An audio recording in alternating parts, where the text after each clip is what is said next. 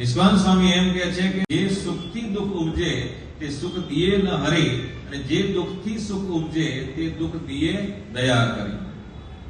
જે સુખથી ભક્તને દુઃખ થવાનું હોય, આપણે કોઈ જગ્યાએ સોદો કરીને આવ્યો હોય વેપાર ધંધામાં, અથવા કોઈની સાથે આપણે પાર્ટનર બનવું હોય, પણ આપણે આવીને બાપાને પૂછીએ કે બાપા આવું પેલા સાથે પાર્ટનર સાથે ભાગીદારી કરીને ધંધો કરવાનો છે, બિઝનેસ કરવાનો છે, ત્યારે એ વખતે પોતે એમ કે ના બેટા આ કરવા જેવું નથી. આપણને એમ લાગે આમાં ખૂબ લાભ છે, બહુ સારું કમાવીશું એમ, પણ એમને ખબર છે કે ભાઈ ભવિષ્યમાં આને બહુ ખોટ જવાની છે, જાન થવાનું છે, નુકસાન થવાનું છે.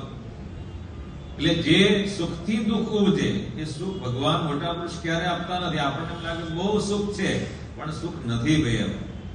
અને જે દુઃખથી સુખ ઉપજે એ દુઃખ દયા કરીને આપણને આપતા હોય છે.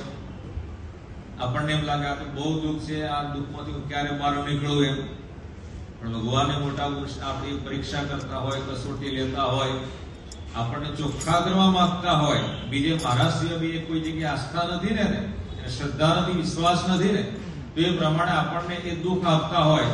પણ એ દુઃખ એટલા માટે આપણે ભવિષ્યમાં એનું એ સુખ રહેલો છે, અને એ પ્રમાણે એ આપણને દુઃખ આપતા હોય છે. એટલે જીવનમાં કદાચ દુઃખ જેવું આવે ને આપણા જીવનની અંદર, ત્યારે એ વખતે આપણે સમજવાનું કે આ દુઃખ છે ને કાળ, કર્મ કે માયાનું પ્રેરેલું નથી, આપણા ભગવાનની ઈચ્છાથી આવેલું એ દુઃખ છે.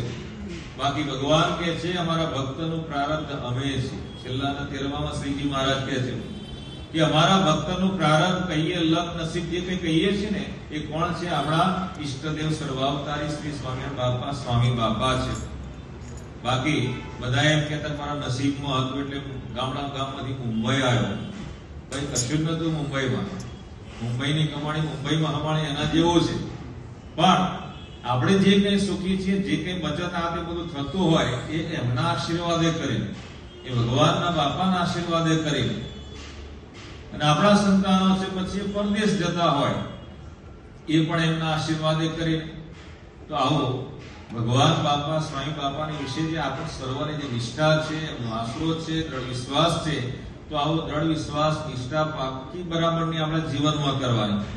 ગમે તેવું જીવનમાં કષ્ટ આવે, દુઃખ આવે, સુખ આવે, તો પણ આ ભગવાન બાપા, સ્વામી બાપા વિશે જે નિષ્ઠા છે, એમનો જે દ્રઢ આશરો છે, આશ્રય છે, એમનું જે શરણું જે આપણે સ્વીકાર્યું છે, એ શરણો ક્યારે પણ આપણે મૂકવો નહીં.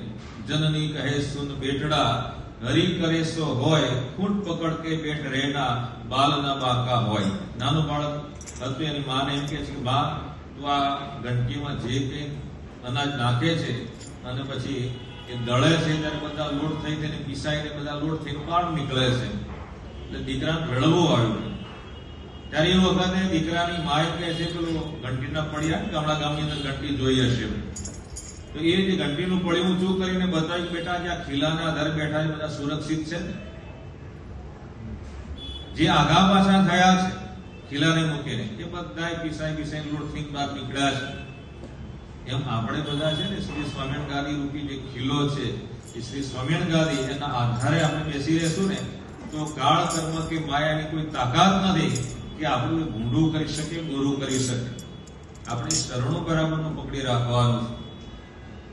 ઘણા કહેતા હોય કે ભાઈ હું તારા કરતો સવા શેર હતો, શેર ના તે બધું, પણ આપણા માટે કોણ છે? ભાઈ ભગવાન છે. શેર હોય કે સવા શેર હોય, ભલે આખા ગામમાં વેર હોય, પણ જેના ઉપર સ્વામિનારાયણ સ્વામી બાપાની મેર હોય ને બાપુ, એને લીલા લહેર હોય, લીલા લહેર હોય. બોલો અક્ષરધામ સ્વામિનારાયણ બાપા.